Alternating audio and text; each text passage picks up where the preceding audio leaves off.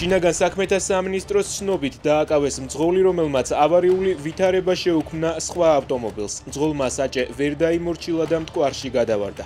სამძებრო სამუშაოები 15 საათია მიმდინარეობს. არსებული ინფორმაციით მდინარეში 2 ადამიანს ეძებენ. იმედის თანამშრომლის შაკო ნათენაძის საქმეზე დაკავებულს პროკურატურამ ბრალდება დაუმძიმა. არსებული ინფორმაციით ნათენაძე ჯგუფური ძალადობის შედეგად მიღებული დაზიანებებით გარდაიცვალა. ირაკლი ოქრუაშვილი სავარაუდოდ რუსთავის ციხეში გადაიყვანეს. თავდაცვის ყოფილ მინისტრს წულუკიანის კომისიის მოთხოვნის შეუსრულებლობას ედავებიან. იგივე ბრალდებით გირაო შეფარდებული აქვთ ზურა ჯაფარიძეს, ნიკა მელიას, ნიკა გვარამიას, გიორგი ვაშაძეს, მამუკა ხაზარაძეს, ბადრი ჯაფარიძეს და გივი თარგამაძეს.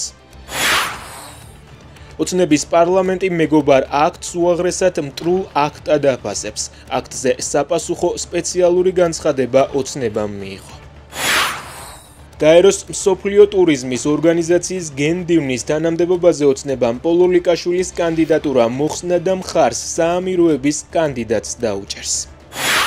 არ ვიცი პუტინი თურქეთში ჩავა თუ არა, ვიცი რომ სურს იქ ვიყო. თუ ასე შევძლებთ ომის დასრულებას, მაშინ თურქეთში ვიზიტზე ვიფიქრებთ, განაცხადა დონალდ ტრამპმა.